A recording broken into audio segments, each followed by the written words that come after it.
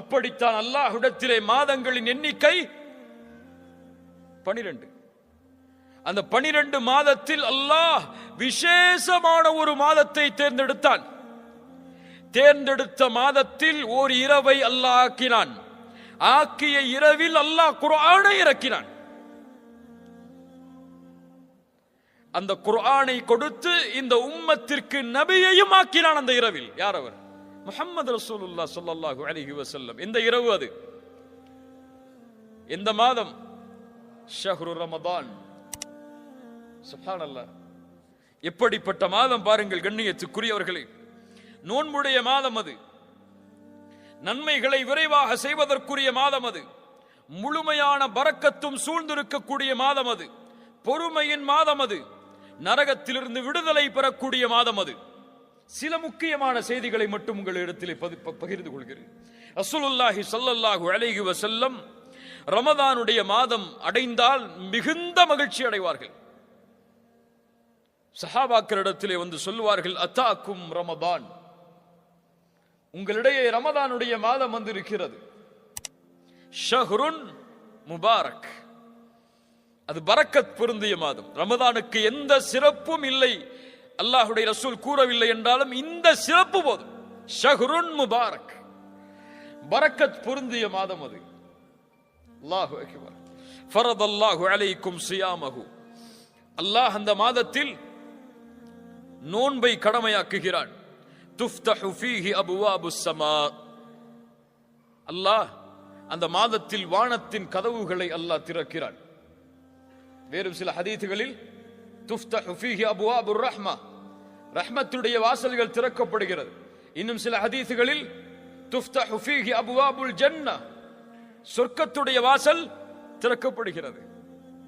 ரஹ்மத், சொர்க்கம் இரண்டும் தொடர்புபட்டது. ஹதீஸ் கலையில் குர்ஆனுடைய வசனங்களில் ரஹ்மத் என்ற வார்த்தை சொர்க்கத்திற்காகவும் பயன்படுத்தப்படும். பல ஆதாரங்கள் இருக்கிறது அதற்கு. ஏன் ரஹ்மத்திற்கும் சொர்க்கத்திற்கும் தொடர்புண்டு? ஏன் தொடர்புண்டு? ஏன் தொடர்புண்டு? அல்லாஹ்வுடைய ரஹ்மத்தும் சொர்க்கமும் ஏன் தொடர்பு உள்ளது? அமல்களை கொண்டு சொர்க்கம் நுழைய முடியுமா? யா அல்லாஹ், இவ்வளவு தொழுதிருக்க, இவ்வளவு பயான் பண்ணிருக்க, இவ்வளவு கிதாப் படிச்சிருக்க, இவ்வளவு மார்க்க சபைகள்ல கலந்திருக்க, இவ்வளவு தாவா பண்ணிருக்க, இதெல்லாம் கணக்கு யா அல்லாஹ், இதை கொடுத்து இதை வச்சுக்கோ யா அல்லாஹ், சொர்க்கத்தை கொடுன்னு கேட்க முடியுமா? ரசூலுல்லாஹி ஸல்லல்லாஹு அலைஹி வஸல்லம் சஹாபாக்களை பார்த்து சொன்னார்கள், உங்களில் யாரும் உங்களின் அமல்களை கொண்டு சொர்க்கம் நுழைய முடியாது. சஹாபாக்கள் கேட்டார்கள், யா ரசூலுல்லாஹ் நீங்க? ரசூலுல்லாஹி ஸல்லல்லாஹு அலைஹி வஸல்லம் சொன்னார்கள், ஆம், நானும் தான், என்னையும் அல்லாஹ் அவனுடைய அருளால் சூழவில்லை என்றால். அல்லாஹ்வுடைய ரஹ்மத்தோடு தான் சொர்க்கம் நுழைய முடியும். நம்ம செஞ்ச பாவம், நம்ம செஞ்ச நன்மை எல்லாம் நமக்கு எந்த பலனையும் கொடுக்காது, அல்லாஹ் அந்த நன்மையின் மீது அருள் செய்யவில்லை என்றால். அதான் சொர்க்கமும் அந்த ரஹ்மத்தும் தொடர்பு பட்டது. இது இருந்தால் தான் அங்க போக முடியும். இது இல்லாம எதை கொண்டும் அங்க நுழைய முடியாது. நரகத்துடைய வாசல் அடைக்கப்படுகிறது. கொடிய ஷைத்தான்கள் விலங்கிடப்படுகிறார்கள். அந்த மாதத்தில் ஒரு இரவு இருக்கிறது, அது 1000 மாதங்களை விட சிறந்தது. ஷஹ்ரு ரமதான், நோன்புடைய மாதம். ஒரு நோன்பின் கூலி நமக்கு தெரியுமா? யாருக்காவது தெரியுமா? ஒரு நோன்பு வச்சா என்ன கூலி? ஒரு நாள் நோன்பு வச்சா என்ன கூலி? சஹீஹான ஹதீஸ் இமாம் புகாரி ரஹிமஹுல்லாஹ் பதிவு செய்கிறார்கள். ஒரு நோன்புக்குரிய கூலி என்ன?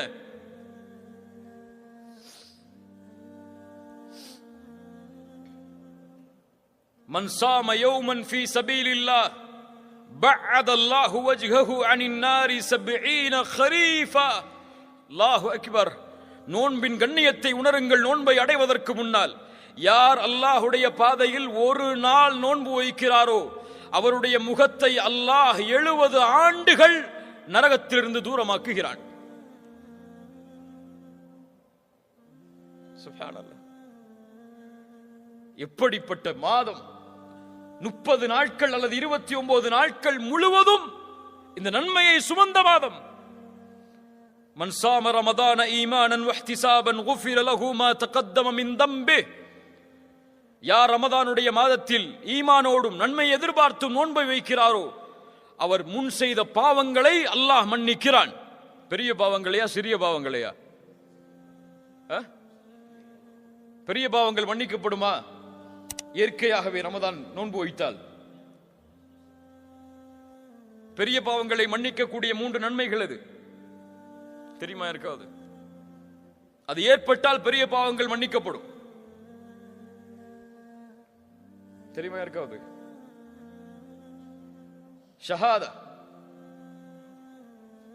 லா இலாஹ இல்லல்லாஹ்வை கூறி நுழைந்தால் ஒருவர் இஸ்லாமில் அவர் முன் செய்த பாவங்கள் எல்லாம் மன்னிக்கப்படும். இரண்டாவது ஹஜ். அல்லாஹ் அதற்கு அருள் செய்யட்டும். ஹஜ்.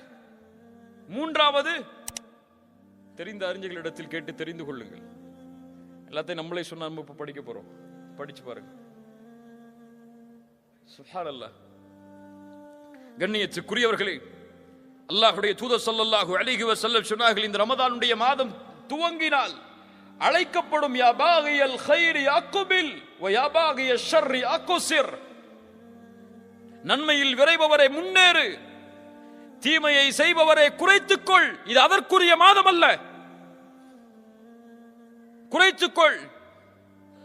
வலில்லாஹி உத்தகாஉ மினன் நார். நல்ல கவனிங்க. வலில்லாஹி உத்தகாஉ மினன் நார் வதாலிக ஃபீ குல்லி லைலா. அல்லாஹு அக்பர். என்ன நற்செய்தி! இந்த ரமதானுடைய மாதத்தில் ஒவ்வொரு இரவும் நரகத்திலிருந்து அல்லாஹ் மனிதர்களை விடுதலை செய்கிறான். எந்த இரவெல்லாம்?